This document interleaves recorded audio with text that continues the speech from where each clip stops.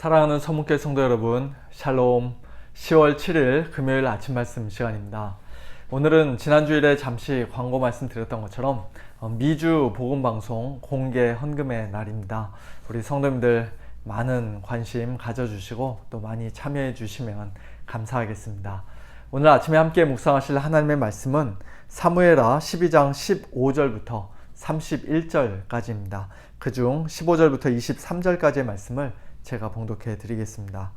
나단이 자기 집으로 돌아가니라. 우리아의 아내가 다윗에게 낳은 아이를 여호와께서 치심에 심히 앓는지라. 다윗이 그 아이를 위하여 하나님께 간구하되 다윗이 금식하고 안에 들어가서 밤새도록 땅에 엎드렸으니 그 집의 늙은 자들이 그 곁에 서서 다윗을 땅에서 일으키려 하되 왕이 듣지 아니하고 그들과 더불어 먹지도 아니하더라.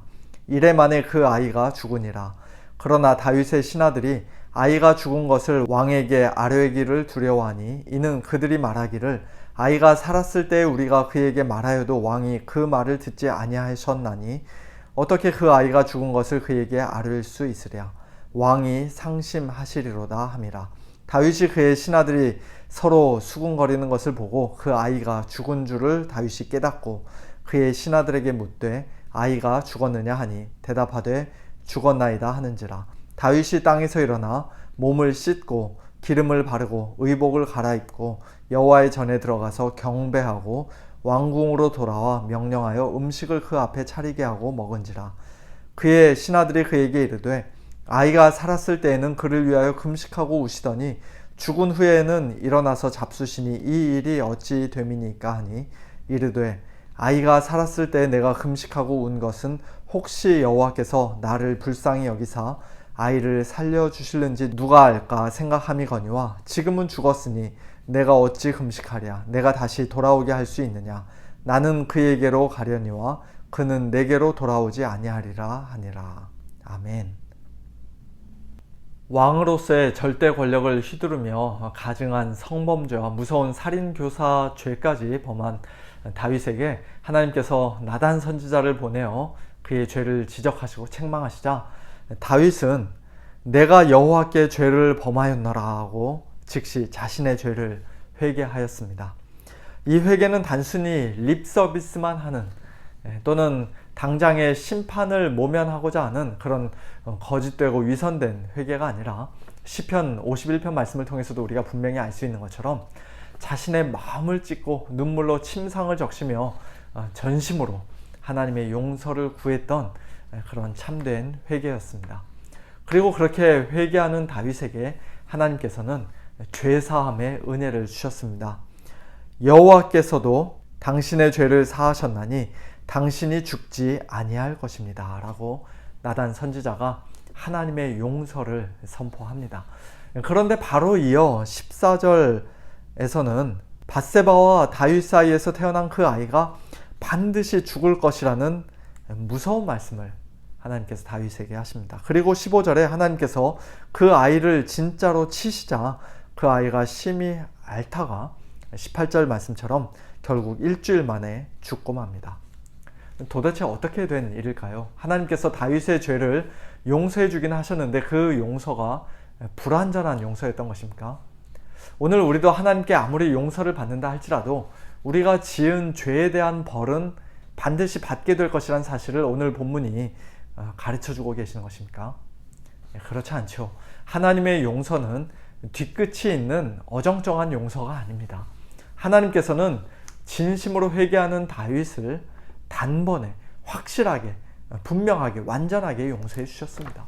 용서는 용서대로 받고 벌은 벌대로 따로 받아야 하는 그런 것이 아니에요. 오늘날 우리도 하나님께 그저 용서만 받을 뿐 우리가 지은 죄에 대한 벌은 나중에 하나도 빠짐없이 다 받아야만 하는 그런 것이 아닙니다. 그런 법칙은 없습니다. 그렇다면 오늘 본문에 다윗과 밧세바 사이에서 태어난 이 아이가 죽은 것을 우리는 과연 어떻게 이해해야 할까요?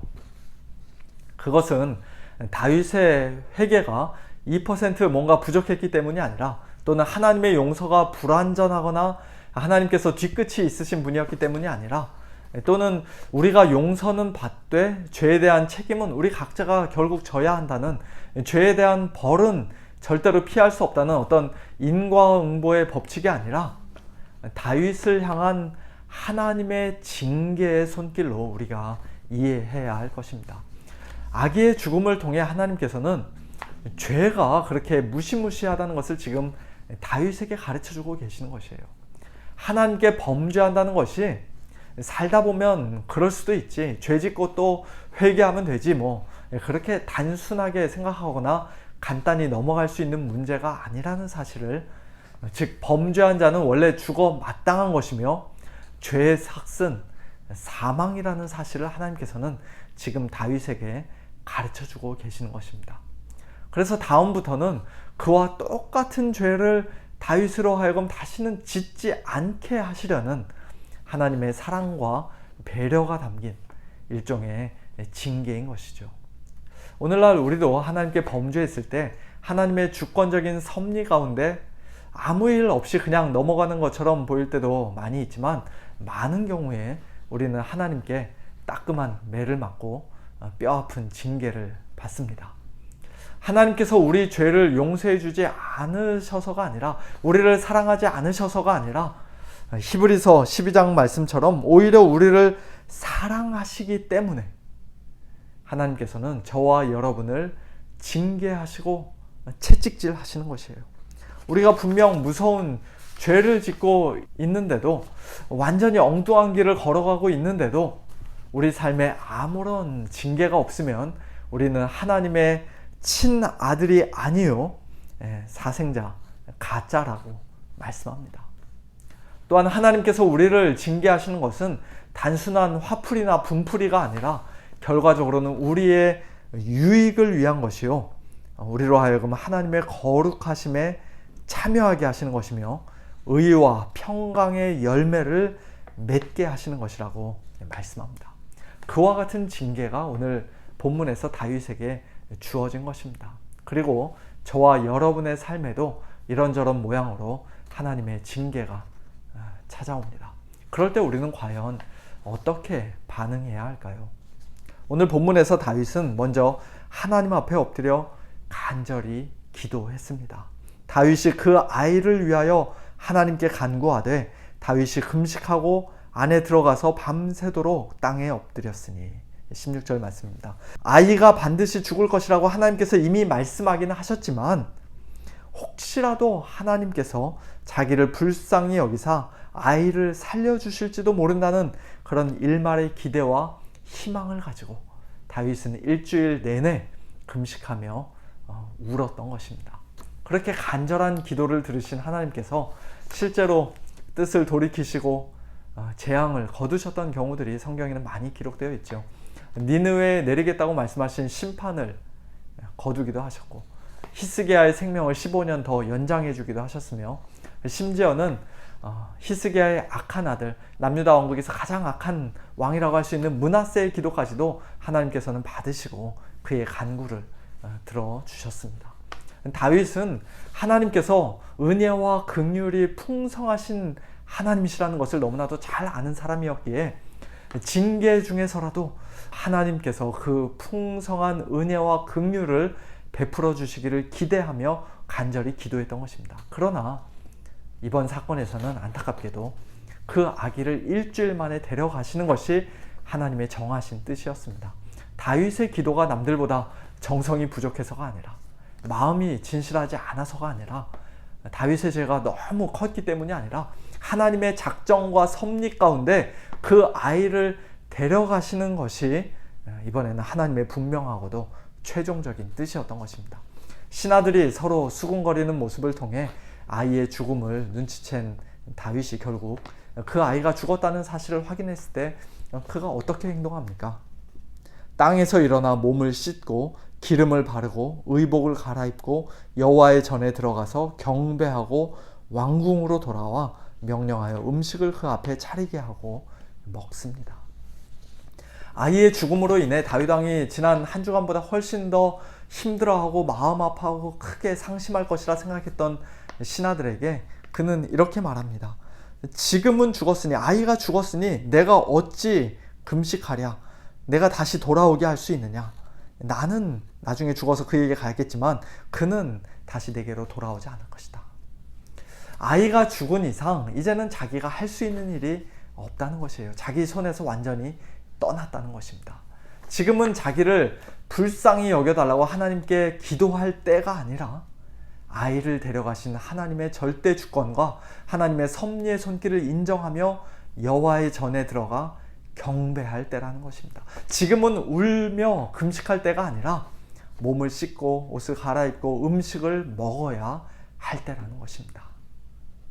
날 때가 있고 죽을 때가 있으며, 죽일 때가 있고 치료할 때가 있으며, 울 때가 있고 웃을 때가 있으며, 슬퍼할 때가 있고 춤출 때가 있다는 전도서 3장 말씀처럼 다윗은 하나님의 때를 바르게 분별하며 자신의 한계를 겸손히 인정하며 그 아이의 가슴 아픈 죽음을 담담하게 받아들였던 것입니다.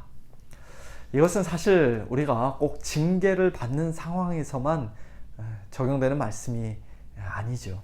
하나님의 징계로서 주어지는 채찍질이든 또는 하나님의 섭리 가운데 받는 애매한 고난이든, 고난이라는 것은 언제든지 우리에게 고통과 아픔일 수밖에 없습니다. 그럴 때 우리는 먼저 하나님 앞에 엎드려 기도해야 합니다. 만일 성령님께서 우리로 하여금 깨닫게 하시는 죄악들이 있다면 진심으로 회개하면서, 또한 하나님의 크신 은혜와 긍휼을 간절히 구하면서, 또 때로는 금식도 하면서 우리는 하나님 앞에 엎드려 기도해야 합니다. 우리가 기도한 대로 하나님께서 응답해 주실 때도 있고 그렇지 않을 때도 있지만, 우리의 그와 같은 기도를 하나님께서는 물리치지 않으시고 어떤 식으로든지 귀한 도구로 사용하셔서 하나님의 선하시고 기뻐하시고 온전하신 뜻을 반드시 이루신다는 사실을 우리는 믿어야 합니다. 우리의 기도가 당장 응답되지 않았다고 해서 조금도 낙심할 필요가 없습니다. 우리의 생각보다 훨씬 더 크시고 훨씬 더 지혜로우신 하나님께서 결국에는 모든 것을 합력하여 선을 이루실 것이 너무나도 분명하기에 우리는 하나님의 때를 잠잠히 기다리며 하나님의 때를 올바르게 분별하며 끝까지 하나님을 신뢰해야 합니다. 그 고난이 우리 육신의 연약함이든 경제적인 어려움이든 또는 우리의 자녀들로 인한 것이든 무엇이든지 간에 오늘 하루도 하나님 아버지께 그 모든 것을 온전히 맡기고 기도하며, 또 하나님의 절대 주권과 선하신 섭리의 손길을 겸손히 인정하고 하나님께 경배하는 그런 복된 저와 여러분, 우리 모두가 다 될 수 있기를 예수님의 이름으로 축원합니다. 함께 기도하겠습니다. 하나님 아버지, 오늘 다윗에게 하나님께서 주시는 이 징계를 통해서 오늘 우리 가운데 다가오는 여러 가지 고난의 상황들을 저희들이 어떻게 반응해야 할지 다시 한번 생각해 보게 하시니 감사합니다. 하나님 아버지, 하나님의 징계이든 또는 하나님의 크신 섭리의 손길 가운데 우리에게 주어지는 것, 고난이든 무엇이든지 간에 한 가지 분명한 사실은 하나님께서 우리를 변함없이 사랑하신다는 것이며 우리의 모든 것을 합력하여 결국에는 선을 이루시는 선하신 하나님이시라는 사실을 이 아침에 다시 한번 기억하며 하나님께 모든 감사와 찬양과 영광을 올려드립니다. 하나님 아버지, 비록 우리의 그 고난의 상황이 너무나도 힘들고 아프지만, 때로는 우리의 기도가 응답되지 않아 너무나 가슴 아프고 힘들지만, 하나님 아버지, 그럴 때라도 우리가 하나님을 신뢰하는 이 믿음 끝까지 붙들게 하시고 하나님의 절대적인 주권과 하나님의 섭리의 손길을 온전히 의지하며 하나님의 때를 기다리며 또 때를 바르게 분별하며 이 모든 어려운 상황들 믿음으로 끝까지 견디고 승리하는 저희 모두가 될 수 있도록 하나님 아버지 도와주시옵소서.